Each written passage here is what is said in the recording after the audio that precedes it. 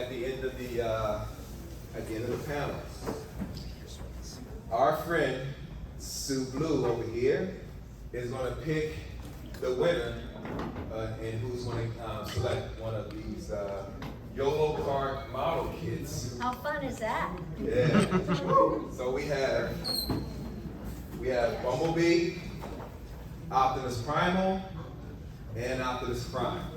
These are the model kits, and they are from the Transformers Rise of the Beast movie, and these are courtesy of YOLO Card. Wow. All right. And as we're distributing the tickets, we're going to go ahead and get started with the panels. So without further ado, let me introduce you to Sue Blu.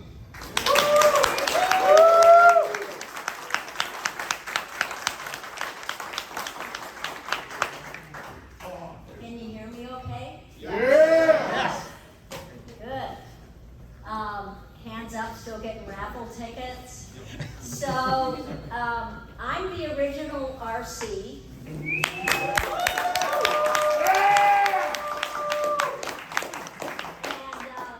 I was lucky enough to be asked to dialogue direct all of the Beast Wars. So I went to Canada, and my friends Scott McNeil and Gary Chalk and all of the guys, I had the great pleasure of directing. So I'm a dialogue director and also a voiceover actor.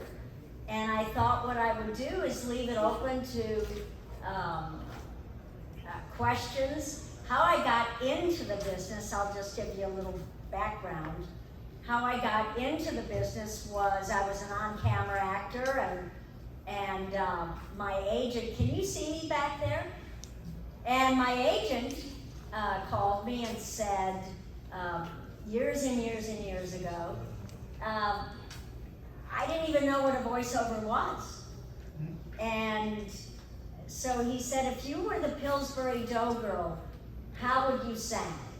And I said, what do you mean? He said, well, say this line for me, and then give me a little giggle at the end. So I said, hi, I'm Poppy, the Pillsbury Doughgirl. Well, they had spent a lot of time auditioning people. It was Pillsbury, and they had auditioned people in New York, in California, in Los Angeles, in San Francisco, in Minneapolis, all over the country.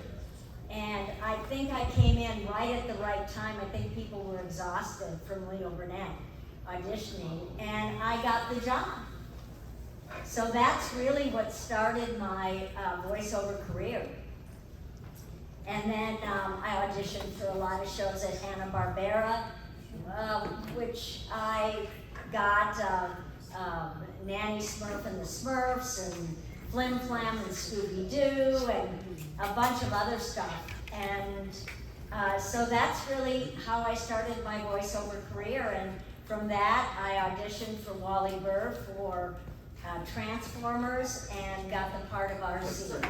So that's why I'm sitting here in front of you guys, is that many years ago, and Transformers Generation 1, I think, is the best.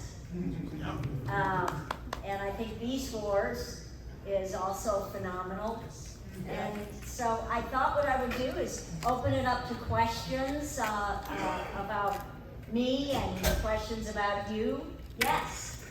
Since you obviously have worn a lot of hats, before, in front of, behind the camera, or the microphone, what do you prefer?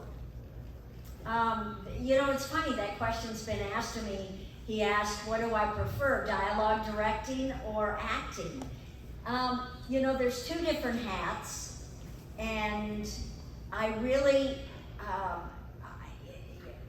I love acting so much, and creating characters with my voice, but I also love directing, so it's kind of apples and oranges. You know, when I have the director's hat on, I absolutely love that. And when I have the actor's hat, I love that. So it's, you know, it's a 50-50 proposition. Yes? Thank you. How does directing make you a better voice actor? I think voice acting made me a better director. And directing made me a better voice actor. I think it goes both ways. I have worked with every director in town. And I kind of learned what to do, and I also learned what not to do. And I was able to kind of meld them both. I have huge respect for actors. And a lot of dialogue directors were never actors. So I knew that that being an actor, I would give a tremendous amount of respect to actors in the first place, and I could work with producers and the story editors and the writers on what they wanted. So my purpose as a director was to fulfill what they wanted, and also keep the actors smiling, having to do several takes in a row. Yes, back there? Yes, when you first auditioned for the role for the movie, right, did you know that you were also going to have a recurring role in the series? No, I had no idea. It was absolutely thrilling to get the movie because, you know, I got to act with, my God, Orson Welles and Judd and Nelson and all these great voiceover actors. But Leonard Nimoy, I years later directed a series for Steven Spielberg called Invasion America, and it ran on the WB for it was 13 episodes. And Leonard Nimoy was one of my cast members, so that was kind of cool. Did I answer your question, or did I go off on a tangent? You did, but I do have a follow-up question. Yes? In getting into that, back in the 80s, of course, there wasn't this huge fandom, right? They're all kids, this first kind of thing. When did you first become aware that there was something beyond the TV show as it pertains to the family? Oh, you mean for Transformers? Yes. You know, for me it was years later that I realized, I think it was the first Botcon, you know, years and years ago, where I went, oh my gosh, people love this show. And I would get a lot of mail, you know, and photographs and things that I would send back in the mail, but I had no idea that it was the phenomenon that it became, and it is today. I mean, it's amazing, and I just hope it lives on and on and on and on, and that I live with it. Yes? Okay, so you got questions, I'm gonna come to you with a mic. I don't know if anyone can hear, so. When they first asked you to audition for Arcee, did they give you, or kind of voice direction did they give you? Were they like, we want this to be a warm character, or a trooper character, or be like Princess Leia? Or did they just go, do the lines and see what you turn out? No, I was, Wally Burr, who is no longer with us, who directed the movie, dialogue directed the film, and dialogue directed all of the beginning Transformers, the seasons. I walked in and, you know, I was able to see a breakdown, and, you know, he said it's the only female in the show, in the whole movie. I went, well, I want it. And, you know, she was strong. It was described to me that she was strong, yet she was vulnerable. She had to hold her own. She had to be likable, because all the other robots had to like her. All the Transformers had to like her. And so that's kind of the basis that I went on. I know that it was basically my own voice, but they put a little treatment on all of our voices, I think, in post. But so I had a much longer monologue in the audition than I certainly did in the movie.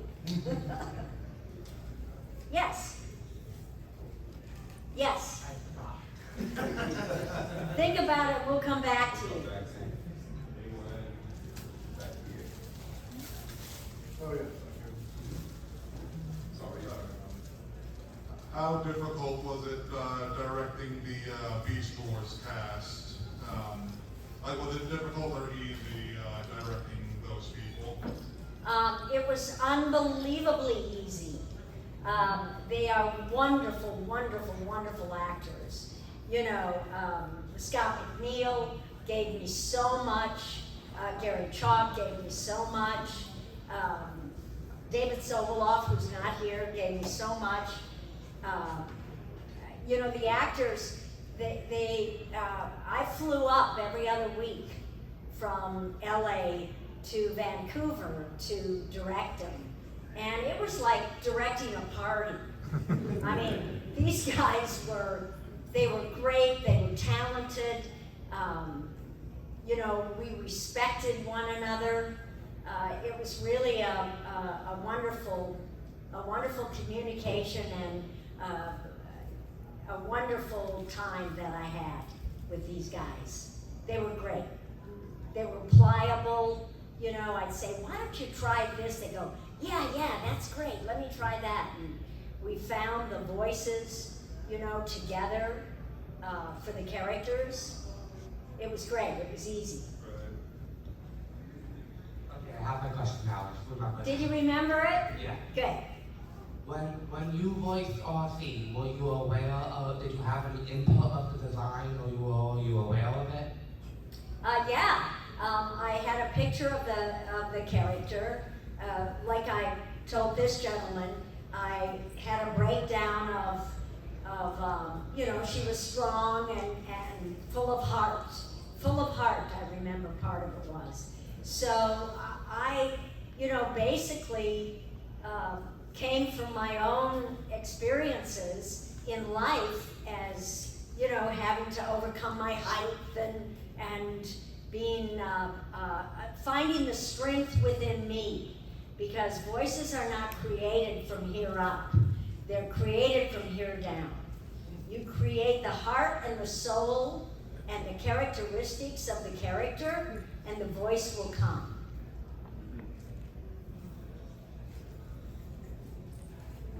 Thank you for coming here, first of all. Thank you. Thank you for having me. Two questions. The first is, were there any lessons that you learned from Walter Burr when he directed you that you applied when you directed the cast of the Beast Wars? Yeah, all the good stuff. All the good stuff I learned from him. I mean, I learned to really homework a storyboard. The storyboard is like a comic book. You know, it's a big, wide, white thing with all of the lines and all of the character action.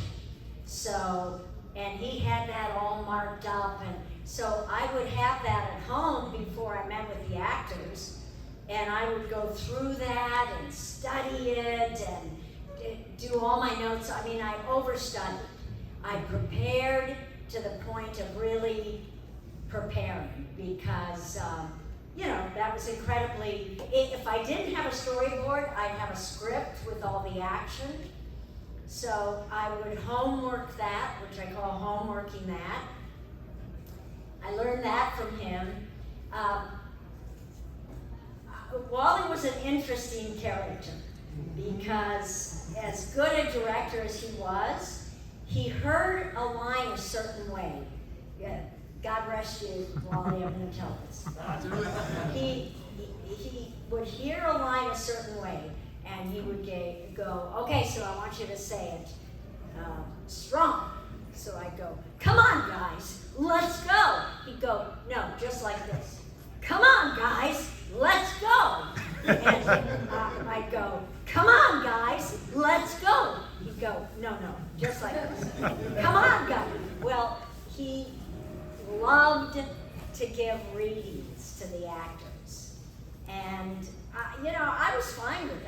But some of the actors, just did not like when Wally would give them what is called a line review.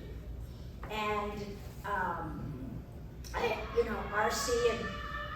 Arcee would be going down a hill and, for instance, and go, come on, get down here, whatever.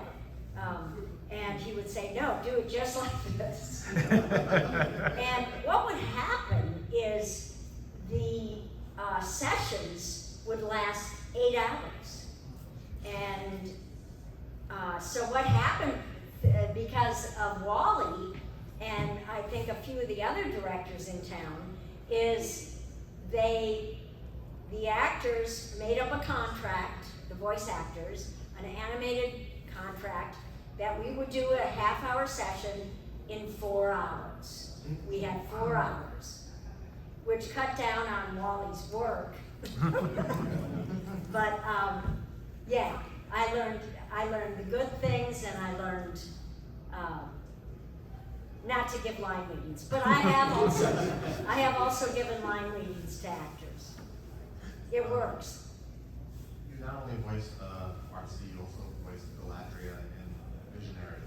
I did. Yeah, one of my favorite shows as well. Thank you. And Galadriel had an arch nemesis, Viralina. Do you wish that Arcee would have had an arch nemesis, Decepticon, like a female? Totally. I would have loved that. I would have loved that. Yeah. I haven't seen, the new stuff. Does she have an arch enemy now? Probably in the comics sometimes. A woman arch enemy? A female? Sometimes. Arachne's one. Yeah, Arachne. In the prime cartoon. And I'm not gonna watch it, because I'm not in it. I directed some of it.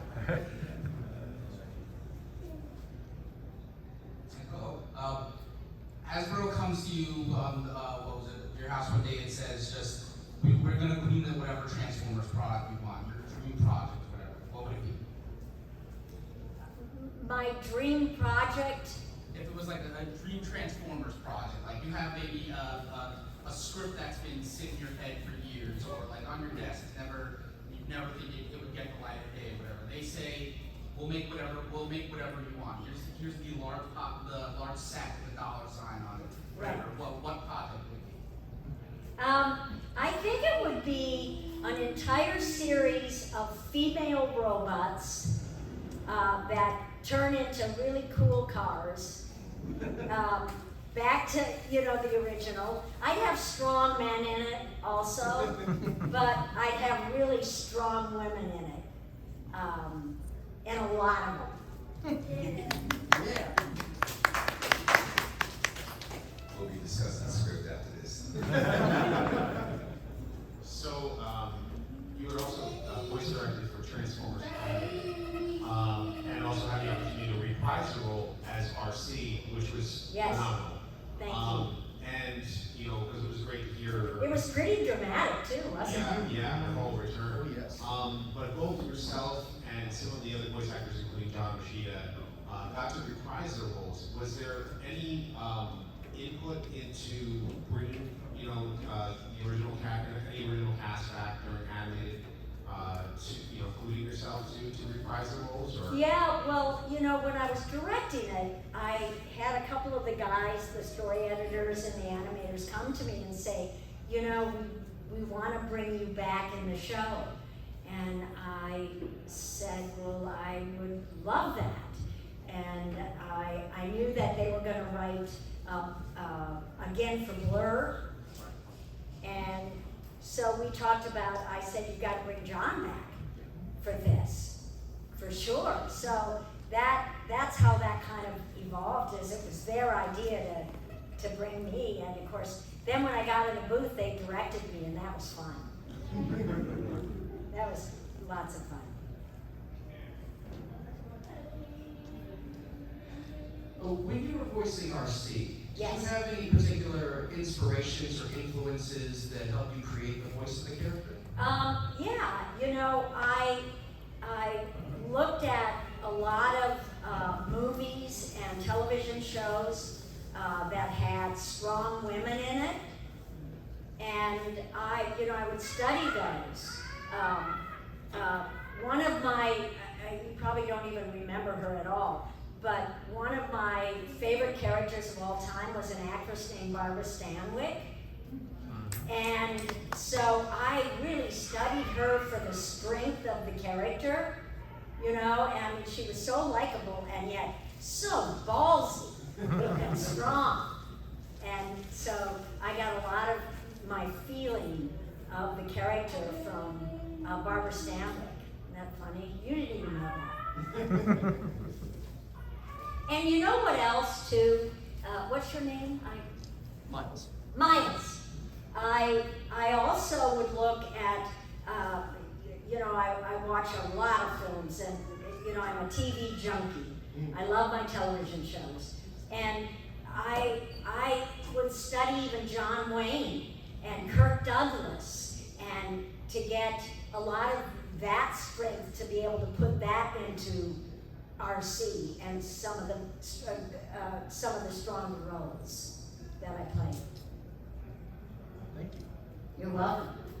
Hi, Susan. Hi. Anytime you were directing a Transformers series, did you feel any outside influence or pressure from Hasbro as to how they wanted the characters or the story to be, or was it just None. They were so wonderful to me, and they were so wonderful to the artists, the animators, the writers. By the time the script got to me, and when they heard a few of the dialogue tracks, they really let us do what we do best. They loved how we were creating it. So they were great to us. Nice, great, thank you. I'll work my way back and then I'll work my way forward. And remember, one question per person, please. Until if we have time, I'll come back to you. Do any of you know how I started my career in directing? How many don't know? Oh, good. I got to tell this story.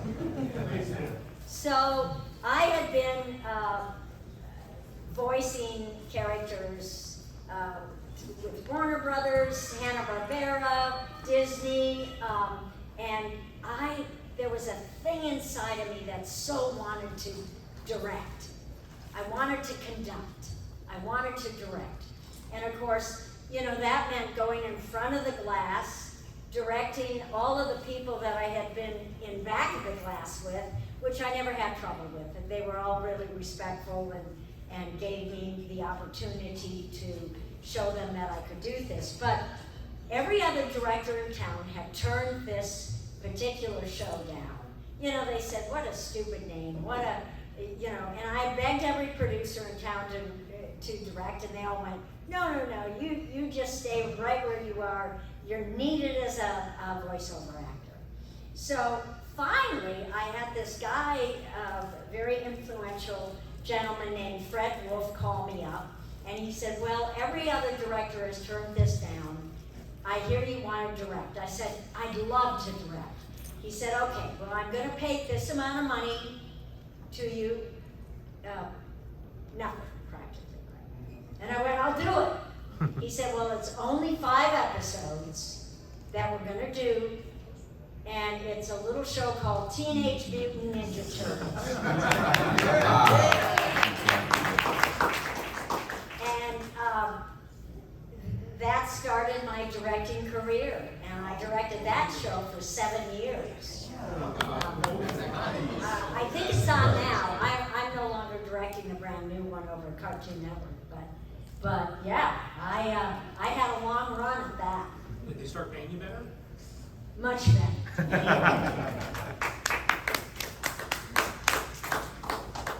Hi, Susan. Hi.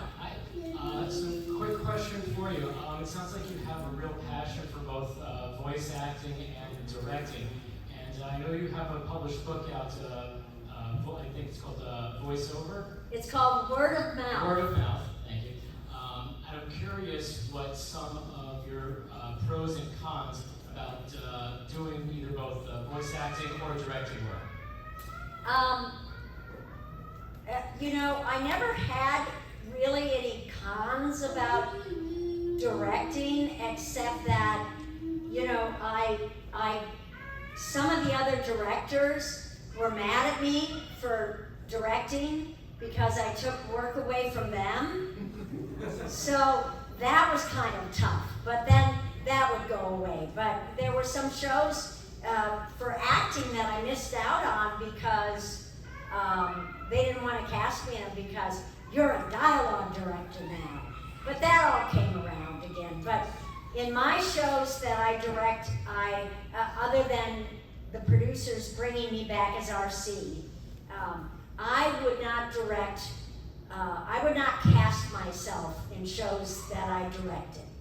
I love my women actresses, and I would even have producers go, why don't you do that role? And I go, no, I want to bring another, a woman actress in on this role. I've got a job, and there's not enough work for women.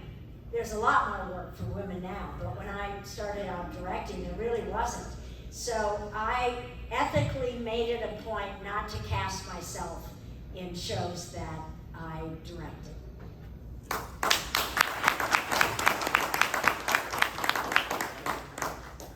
I have a question now. Yes, sir. So, you spoke about your book. Is your book available for purchase at your table today?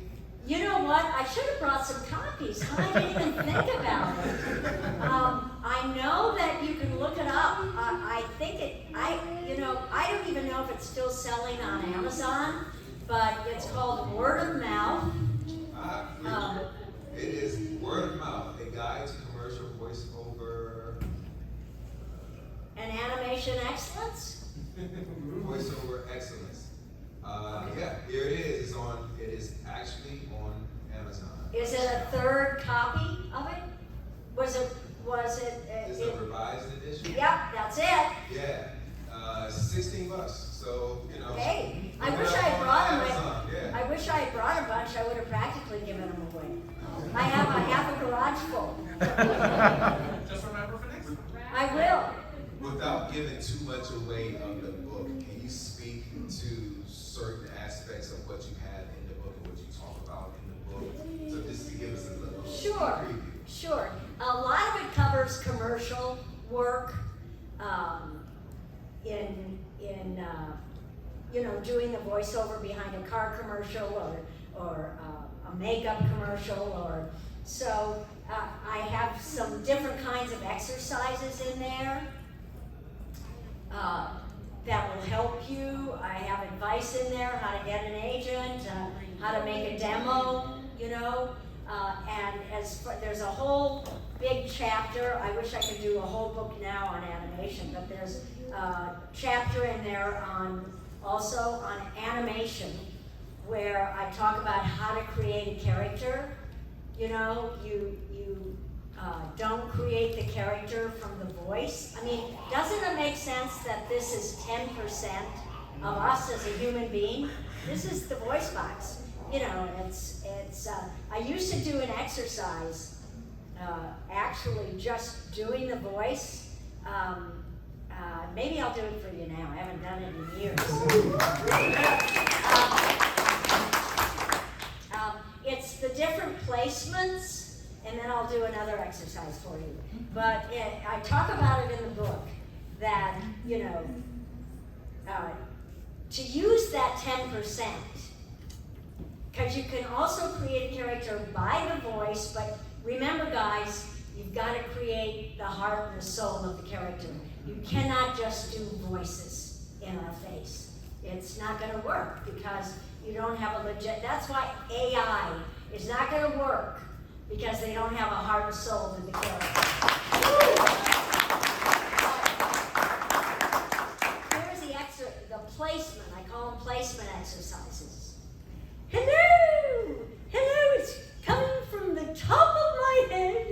Now you can create a character. What if I want to do like a Julia Childs? Well, you see how I kind of put a little bit of glass of wine in her hand, and the excitement about doing a Brady's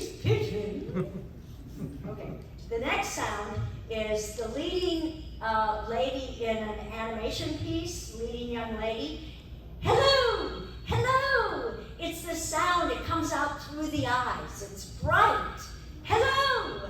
And you want to add some attitude. I'm very happy. And as you can see, I'm a little hoarse today. We just got back from London and a little jet lagged, you know, but I lost my voice a little bit. But the next sound is hello, the nasal sound. You know, this is like really good for nerds and you know, kind of little gremlins and shy little gremlins and then the next sound is the mouth sound. You know, hello, yes, you've heard this character. The next placement sound is in the back of the throat. Hello, hello, hello. That can rip your voice out if you don't know how to do it. The next sound is the chest sound. Hello, hello. You hear that round kind of sound. The next sound is the diaphragm. Hello. This is really great for villainesses. Hello. Now, you take the nasal sound. Hello. Add it to the throat sound. And you got like a bad, snidey kind of character. Right? So those are the placements. The voice placements.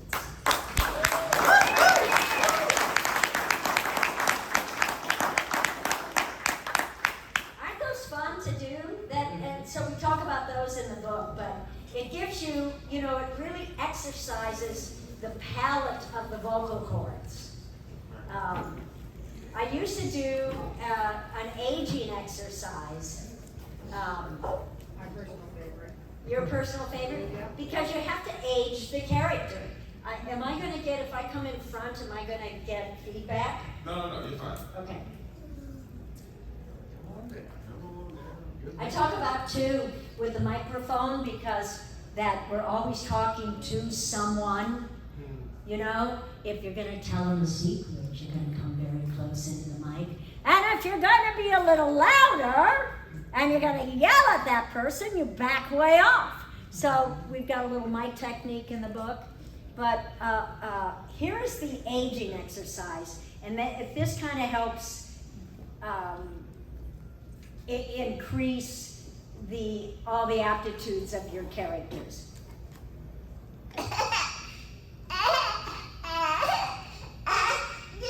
It's the baby. I'm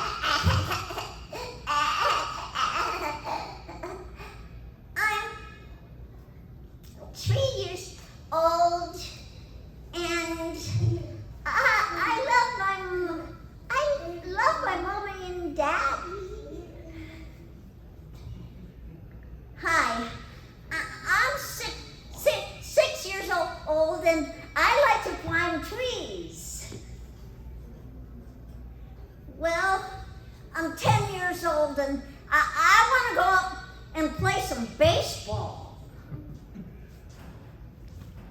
I'm a tomboy. Well, I'm 13. I kind of know what I want to do. I'm kind of a fun teenager. I don't know if I'll try out as a cheerleader, but hey, ooh, did you notice that cute boy over there? Well, I'm 25 now, and I've graduated from college, and I kind of know what I want to do in life. Hi. Well, I'm 40, and I find the work that I've been doing incredibly full of heart and really loving it. Well, I'm 55 years old, and I think it's time that I had more fun. I still have a few more years left, but I'm getting up there. Well, I'm 75 years old, and I just love being retired. It's a great feeling for me. Well, I guess you could say I'm ancient. I can't remember how old I am or what am I doing here? Well, I still love life.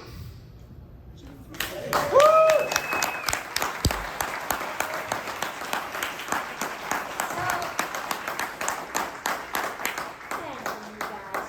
So we come into the world without teeth? And we do full circle. Die without teeth. Well, some of us don't. So wow, I had no idea I was going to do that today, but that was fun.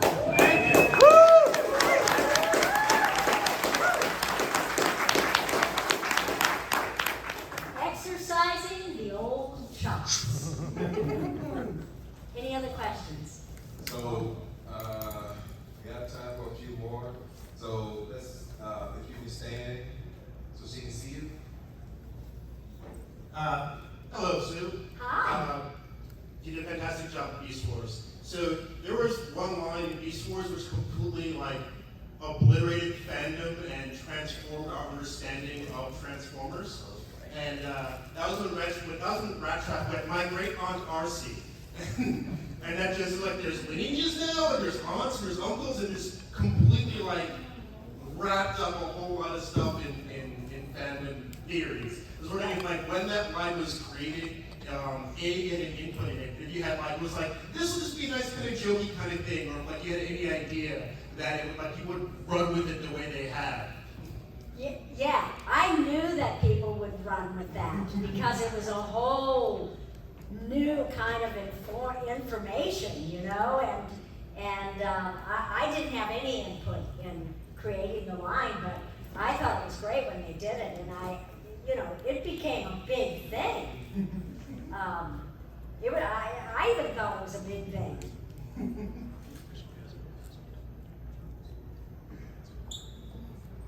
Yes. Hi Sue, my name is Tony. What has been the influence of radio on your work?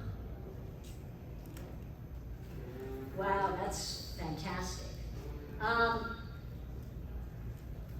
Well, I love, I used to always love to hear the DJs, in radio. I also, when I was putting together my very first demo tape, and I hadn't done any commercials at that point, I took commercials off the radio, and I would kind of rewrite them so that I wasn't stealing anything. And so I would listen to the radio incessantly for ads. And I'd write that down, and then I went to a guy and we did a demo tape. And I was so pleased after years that my demo tape was officially stuff I had done. It's like doing your resume. Your first resume, I don't know if it's totally honest or not, but it's great when you get the last lie off your resume.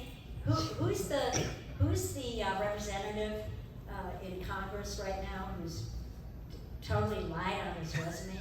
Santos. George Santos. Yeah, I've never been a George Santos, but I on my demo tape I had to make up everything because I didn't have anything, and of course that's how all of us started in the business.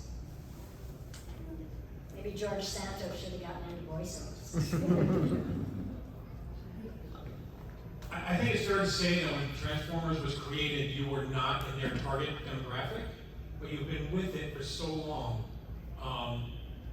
What do you think is the appeal? Why are we still here talking about really what started as a toy line aimed at 10-year-old boys? I don't know why I'm here. I just, first of all, the movie is so well done. Yes. We saw it a couple weeks ago in London again. I've seen it several times, and the animation, the music, song, the way the Transformers would transform, and you know, I had no idea that it was going to be as big a toy as it was. Well, I guess I did know when I see them transform and stuff. I knew, you know, is this like a huge 2-hour commercial or an hour and 35? I don't know how long is the movie? I'm not sure. I think it's 85 minutes. 85 minutes? But yeah, I mean, it was one of its kind. And usually a one of its kind will last forever. You know. It really does. I say 85 minutes because actually whenever I watch the movie, I don't pay attention to time. So it's like, I've never had a moment when I'm watching Transformers movie like this. Yeah, it's never been like that. That's how good of a movie it was. Yeah. So. What is it, the 40th anniversary? Next year, will. Next year. Next year's the 40th anniversary of Transformers. So I was 12 when I did it, right? Yeah, that's fine. Does anyone else have any questions? So last one. Hi. Being the first predominant female character in Transformers and being in the movie, did you have any feelings towards there not being a figure of your character being produced, or was it something you didn't pay much mind to because Arcee had had a figure made for so many years after she was established as a character? I was going to say, I was going to do a swear word there, and I won't. I was mad. It's the word for mad. I was off. Yeah, I couldn't believe it. I couldn't believe they didn't have a character. So when they finally did, I was so excited about it. I have different little, you know, Arcees in the house. Not a lot of them, but yeah, I am so glad that people walk up to me now and I can sign my character. When did they first make it? The first actual version was, I think, You get a toy if you can name it. The first official release was Energon. Yeah. Okay. It wasn't the original Arcee though. No, yeah, but I mean as far as overall. Okay. Like the first time the original Arcee got a toy was at Botcon 2001, but it was just a spider. It was the spider. It was Yeah, it was ridiculous. I'll answer that now. So it was, I believe, and y'all can correct me if I'm wrong, I believe it was HasCon 27, was it, when was HasCon?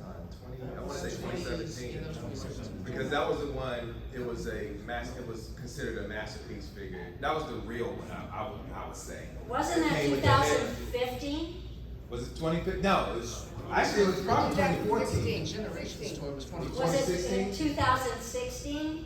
Right. It was when, the year before, Arcee was invited into the Hall of Fame. It was a type. And then the next year, I was invited into the Hall of Fame. Right. So. Right. Only reason why I say that is because that's the one that I got. And I was like, okay, this is Arcee. And then you were there. You were there Yeah. last time. And then that's when I got assigned. I think that's when I was yeah. So yeah, yeah, I think that was it. And no one has any more questions, and I think we're at that time. Are we all pooped out? We are all. I wouldn't say that. No. Being pooped out. We still got 2 more days, right? Yeah. So, Yeah, I can't wait to see everybody again. all right, let's give it up for Sue Blu.